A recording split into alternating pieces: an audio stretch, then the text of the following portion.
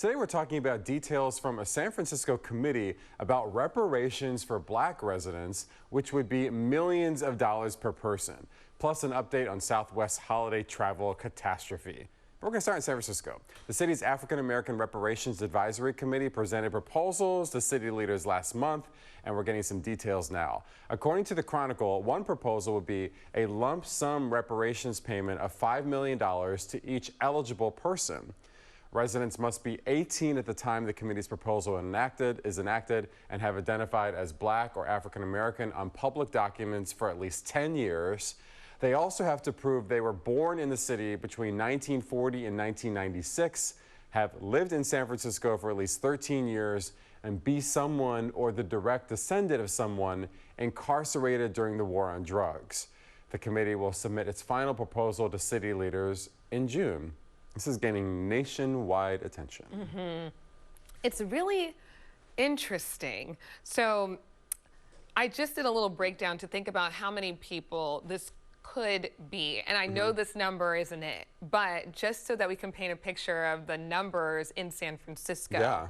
So this is the Census Bureau from 2020, 392,000 white people. About 300,000 people that identify as Asian American, 132,000 Hispanic, 44,000 black in San Francisco. That is pretty small. It's a really low number. Really low number. And then you have to think about all of these requirements. So many people, especially in San Francisco, we know are transplants. Right. Also may not be descendants of slaves, may not have been born within these parameters. Like when you really get down to all these requirements, I'm curious how many people that is.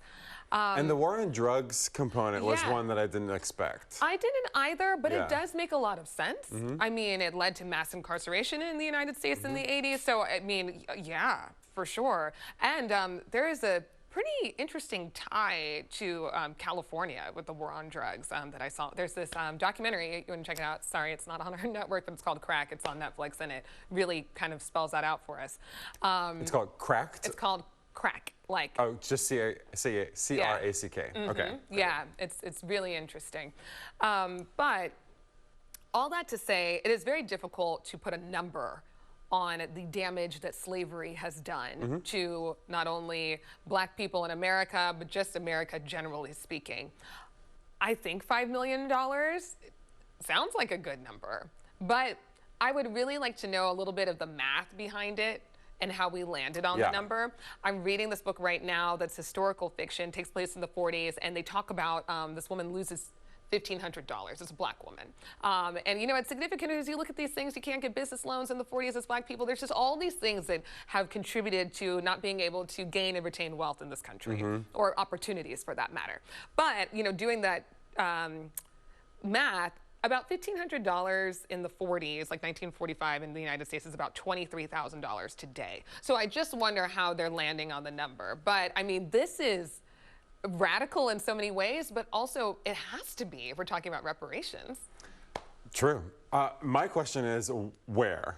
Yeah. Where does the money come from? Yeah. The city is definitely facing a downturn. Oh, yeah. And one that we don't expect to pick up for possibly years to come.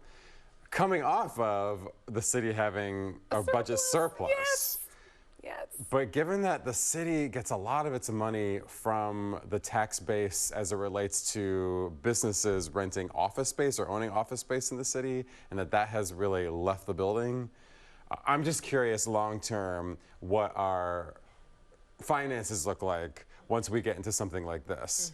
Because do we even have enough money right now just to make it work without reparations? It appears as if we possibly don't. Yeah. So I'm not really sure. I just don't know how this works.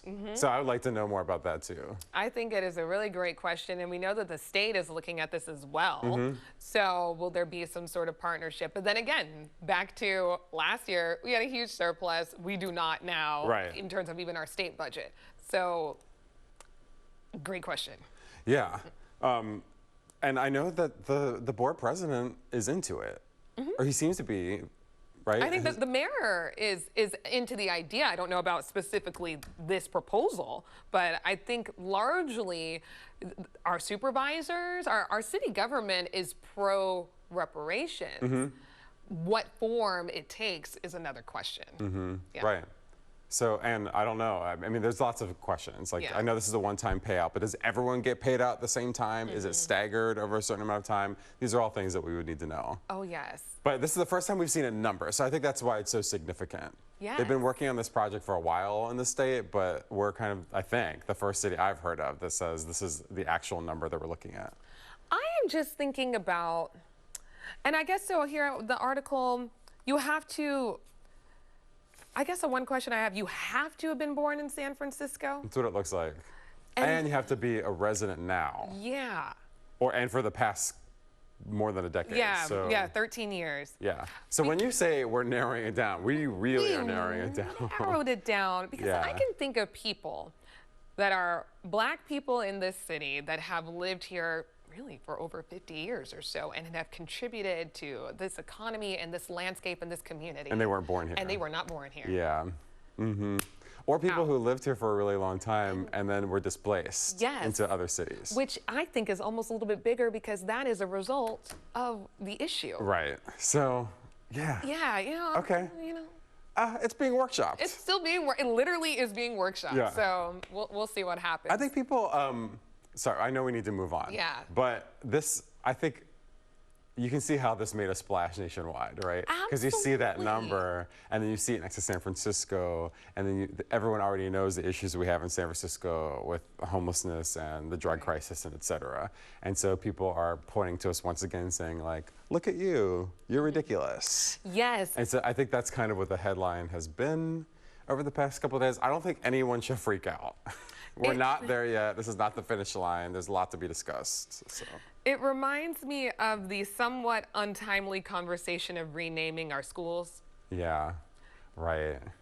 During peak COVID, we were having all of these other issues with our public school district. I was talking about SFUSD.